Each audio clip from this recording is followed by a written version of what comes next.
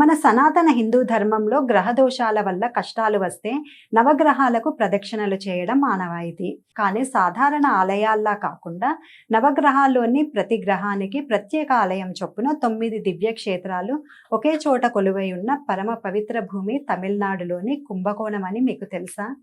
ఈ క్షేత్రాలని నవగ్రహ స్థలాలు అంటారు.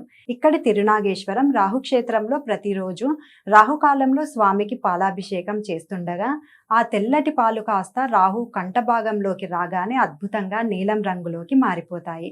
ఈ వింతను చూడటానికి ప్రపంచం నలుమూలల నుండి భక్తులు వస్తుంటారు.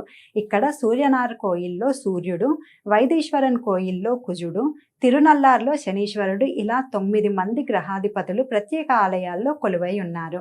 ఈ 9 క్షేత్రాల్లోని పవిత్ర పుష్కరిణిలలో స్నానం చేసి స్వామివార్లను దర్శించుకుంటే ఎలాంటి భయంకరమైన గ్రహపీడలైనా, వివాహ వ్యాపార అడ్డంకులైన క్షణంలో తొలగిపోతాయని భక్తుల నమ్మకం.